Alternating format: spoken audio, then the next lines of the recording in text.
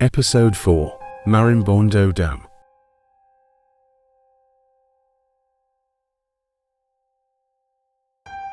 The Marimbondo hydroelectric dam is located near the northern border of the state of São Paulo, Brazil. It was at this location that Jesus Antunes Moreira had an immediate contact with the crew of a UFO. On the 6th of December, 1978, at around 5 o'clock in the evening, Jesus Antunes Moreira was having dinner at the cafeteria of Furnace, the company that managed the Marimbondo Dam. Around 6 o'clock in the evening, he headed to his locker room, where he prepared himself for work. He picked up his .38 caliber Taurus revolver and grabbed his keys. There, he encountered his friend and co-worker named Cristiano Marinho, who he would replace for the night shift. It was raining that day, and Jesus covered himself with a plastic cape, remaining in the watchtower on the reinforced concrete crest of the dam.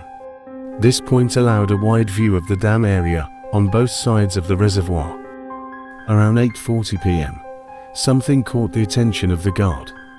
He looked north and saw a luminous object about 200 meters away from where he was, about 30 degrees above the horizon. The luminous device approached the guard.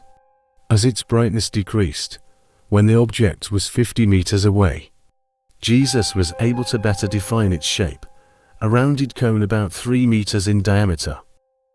The UFO then changed direction, moving parallel to the crest of the dam for about 300 to 400 meters to the right of the watchtower, which lasted about 2 to 3 minutes. There was no noticeable noise, but Jesus believed it was a Furnace Company helicopter with engineers or directors who had come to check something at the dam. However, the object kept approaching the guard, stopping about 7 meters away from him. There was a kind of door on the top of the cone. At the top of this door was a small door that opened. Jesus could see a human silhouette looking directly at him. The small door closed, and the spacecraft approached the guard even closer. Soon, the larger door opened, and 3 people emerged and stood on the platform that surrounded the cone. Of the 3 beings, one was a woman, as she had breasts and long hair. The other 2 appeared to be twins.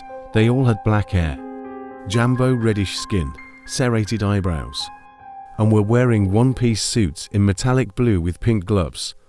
The beings communicated with each other in a strange language, and then they approached Jesus. He decided to call someone who could communicate properly with the strangers and simply spoke normally to them, saying he would call for someone knowledgeable so they could converse. One of the beings gestured, asking him not to call and to return to where they were. He returned but felt intimidated, so he decided to fire a warning shot at the ground. When he pulled the trigger, nothing happened, and it seemed like the gun was jammed. The crew member carried a rectangular object the size of a showbox. She raised the box to shoulder height. Shortly thereafter, one of the crew members spoke again, perfectly understood in Portuguese by Jesus. In the short dialogue that followed, they told Jesus not to be afraid because they were just doing research and that in the future, he could participate in the research if he wanted.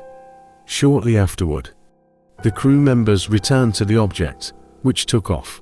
Shortly after the encounter, Jesus felt dizzy, nauseous, and his eyes were burning. He immediately called his superiors to report what had happened. Later, he was attended by a doctor who confirmed that Jesus had visual hypersensitivity. Don't forget to click like, subscribe, and to turn on the notifications. I will see you on the next episode of UFO Real.